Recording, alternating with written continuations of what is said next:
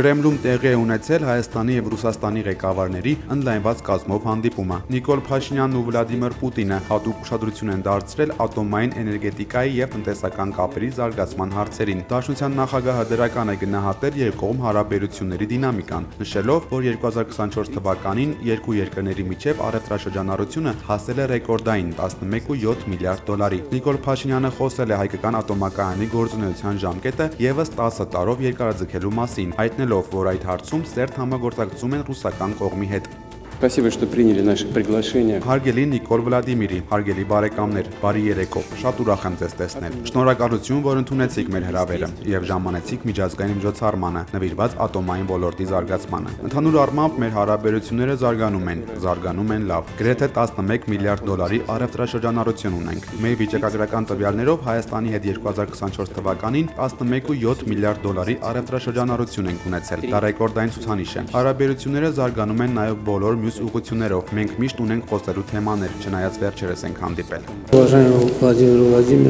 Հարգելի Վլադիմիր Վլադիմիրի, շնորհակալություն համաշխարհային ատոմային շաբաթ միջազգային ֆորումին հրավիրելու համար։ Ընդհանուր առմամբ մեր հարաբերությունները ըստ նախատեսվածի զարգանում են։ Դուք ընդգծեցիք փոխադարձ առևտրաշրջանառությունը, ճիշտ է, այս տարի որոշակի անկում է նկատվում, դա կապված է որոշ գլոբալ գործընթացների հետ, բայց ես կարծում եմ, որ կա հնարավորություն աշխատելու այդ ուղղությամբ, որպեսզի մեր փոխադարձ առևտուրը շարունակի աճել այն տեմպերով, որոնք արձանագրվել են 2023-2024 թվականներին։ Իհարկե, մեր հարաբերությունների օրակարգը շատ հարուստ է եւ իսկապես ունենք քննարկելու բազմաթիվ հարցեր։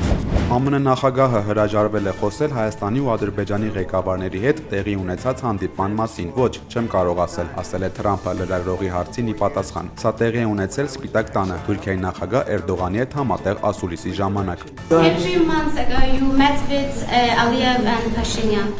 Դուք հանդիպել եք Ալիևի եւ Փաշինյանի հետ, կարող եք խոսել այդ մասին։ Որտեղ։ Դուք հանդիպել եք Ալիևի եւ Փաշինյանի հետ, Ադրբեջանի նախագահ Ալիևի եւ Փաշինյանի։ Կարող եք պատմել ներկա գործընթացների մասին։ Ոչ, ես չեմ կարող։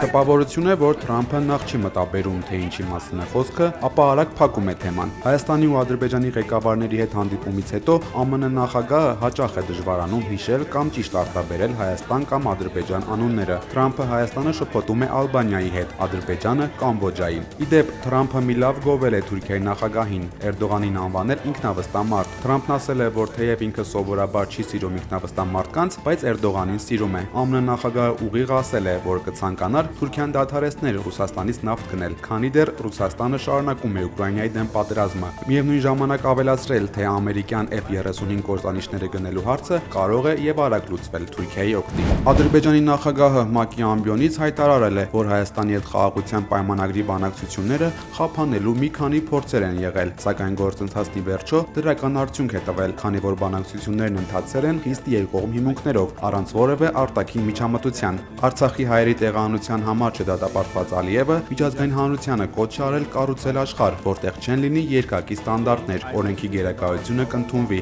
իսկ խաղաղությունը կապահովվի գործնական քայլերով։ Ադրբեջանի նախագահը իր երկիրը Նախիջևանին կապող ճանապարհը անվանել է Զանգեզուրի միջանցք եւ ասել, որ Թրամփի ուղին կխթանի տարածաշրջանային կապերը։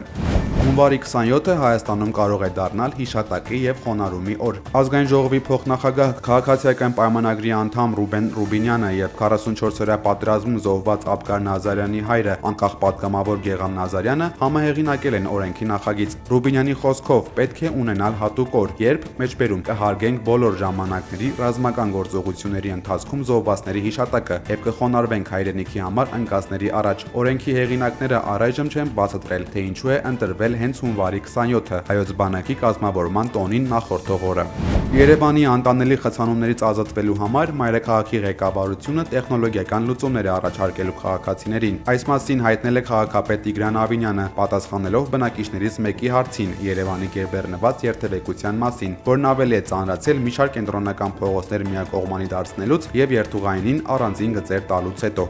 Նախորդ տարվա համեմատ ի հաշիվ այն փոփոխությունների, որոնք որ դուք թվարկում եք, նաև դպրոցների ժամերի փոփոխությունների, մենք կարողացել ենք ստանալ մոտավորապես 18%-ով ավելի պակաս խցանումներ Երևան քաղաքում սեպտեմբերի առաջին օրերին։ Եվ իրականում մենք շարունակելու ենք այս տրամաբանությունը եւ փորձելու ենք ել ավելի խցանումների մակարդակը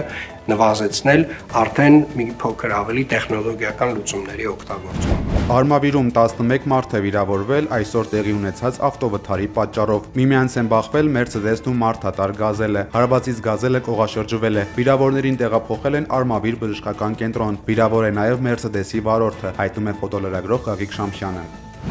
Ռուսաստանի Սմոլենսկի մարզում վառելիքակսուքային նյութեր տեղափոխող բեռնատար գնացքը բախվել է բեռնատար մեքենային։ Գնացքը դուրս է եկել գծերից եւ 18 ցիստերներում հրդեհ է բռնկվել։ Հրշեջները փորձում են մարել երկինք հասնող կրակը։ Բախումից միջին ծանրության վնասվածքներ ստացածներ կան։ Դադարեցվել է գնացների երթևեկությունը։ Իսրայելին կանգ առնելու կոչ է արել ԱՄՆ նախագահը։ Դոնալդ Թրամփն ասել է, թե թույլ չի տա Իսրայելին բռնակցել Հորդանան գետի արևմտյան ափը։ Դա տեղի չի ունենա, հավատացրել է Թրամփը, սակայն չի մանրամասնել, թե ինչ գործողություններ է ձեռնարկելու բռնակցումը կանխելու համար։ ԱՄՆ ղեկավարի այս հայտարարությունը հակասում է Իսրայելի վարչապետ Բենյամին Նեթանյահուի եւ նրա ծայրահեղ ազգայնական կառավարության դիրքորոշմանը։ Նեթանյահուն հայտարարել է, որ Պաղեստին պետությունը պետք է չլինի։ Հայաստանում այսօր անկայուն եղանակ կլինի։ Որոշ շրջաններում կարճատև անձրև կգա կամ պրոպի։ Անգստյան օրերը եւս անձրևային կլինեն մարզերում։ Երևանում առանց տեղումների եղանակ է սպասվում։